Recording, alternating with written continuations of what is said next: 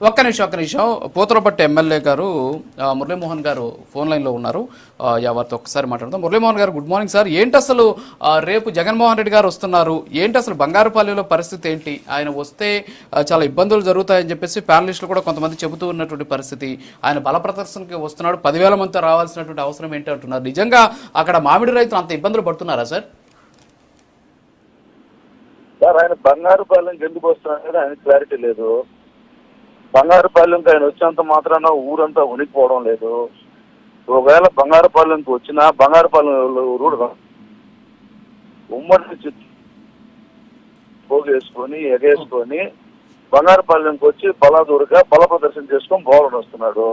దానికి ఇంత ఉలికిపాటు ఎందుకులే? ఏం ఇప్పుడు అంత పెద్ద సమస్య ఉండి ఆ సమస్యను పరిష్కరించి ఆయన ఏదైనా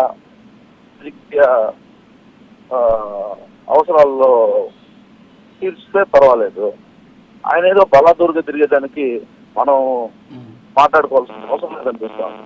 నాకు ఎవరైనా ఎక్కడైనా ఇబ్బంది కలిగితే రాజకీయ నాయకుడిగా వెళ్ళి పరామర్శించడమో లేకపోతే వాళ్ళ కష్టాలను తెలుసుకోవడమో ఆ కష్టాలను ఎగ్జిక్యూట్ చేయడమో చేయాల. ఇప్పుడు నువ్వు బంగారుపాలెం మార్కెట్ యార్డ్కి వెళ్తే బంగారుపాలెం మార్కెట్ యార్డ్లో ఉన్నటువంటి రైతులతో మాట్లాడాల. రైతులతో మాట్లాడటానికి చుట్టుపక్కల కుప్పం నుంచి, వీలేరు నుంచి, పొంగునూరు నుంచి, కత్తివేడు నుంచి, శ్రీకాళహస్తి నుంచి, చంద్రగిరి నుంచి జనాన్ని తీసుకుని వాళ్ళతో మాట్లాడేది. జనాన్ని చూపించి బెదిరించాలనుకుంటున్నావా? లేకపోతే జనంతో అన్ని వేల మందిని తీసుకుని మాట్లాడాల్సినంత అవసరం ఏముంది?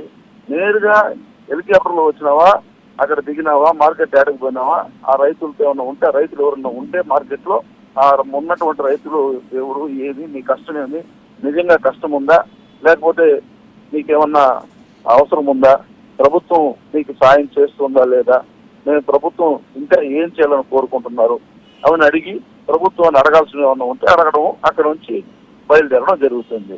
నేను 10,000 మంది 20,000 మందితో మీటింగ్ పెట్టుకోవాలని, నువ్వు మీటింగ్ పెట్టుకునే దానికి రైతుల్ని, రైతుల కష్టాలని, లేకపోతే మామిడికాయని అడ్డంగా పెట్టుకుని నీ పప్పం గడుపుకోవాలనుకుంటున్నావు అని నేను సూటిగా ప్రశ్నిస్తున్నాను.